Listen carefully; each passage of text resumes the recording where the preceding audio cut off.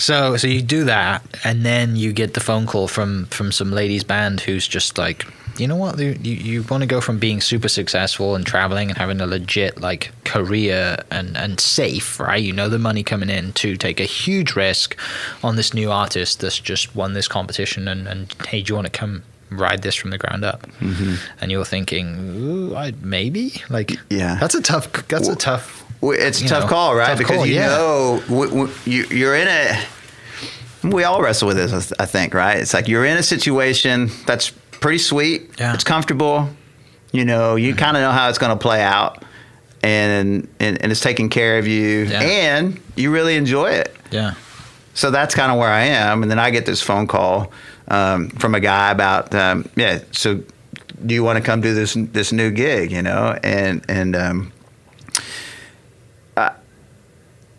I suspected that that she's going to do great and all of that, but you're comfortable over here, this other thing. So I was able to do both things for about 6 months. Yeah. So literally, I would play with this one group, and then I would catch a red eye to go play with Carrie, right? Yeah. And I would just kind of do these things back and forth, and I was able to do that for about 6 months. But what happened was, that's like living the double rock star lifestyle. The double rock star life, like I've double made it. Literally, every night you're doing this, 2 shows or night, morning, whatever. Like, I mean, that's, people have seen the news and seen the lifestyle in the media. Like, it's not an easy lifestyle to live twice, in the same amount of time. Yeah. So you managed for 6 months. I'm just like getting off the plane with one and getting on a bus with another, and I'm just doing this back and forth. But there was a moment with there was a moment early on with Carrie where I was sitting on a bus. We were doing this outdoor acoustic show, and I kept hearing some random noise. And I couldn't figure out what it was, but it just kind of occasionally just kept happening.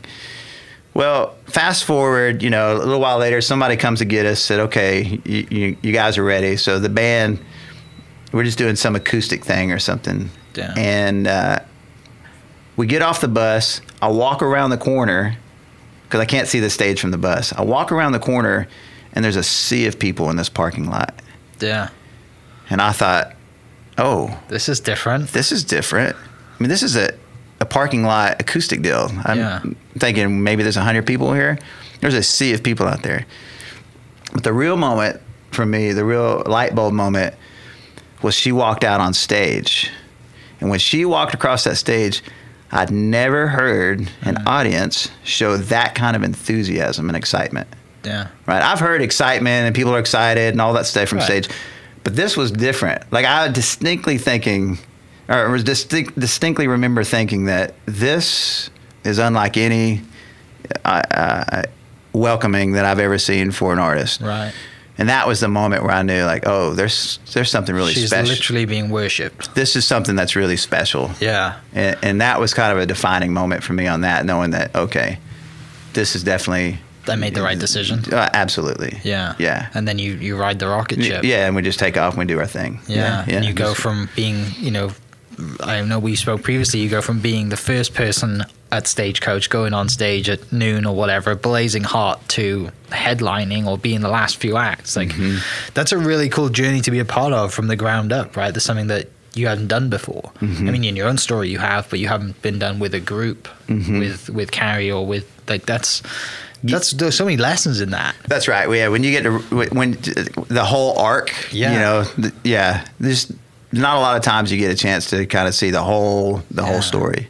That's so cool. Yeah.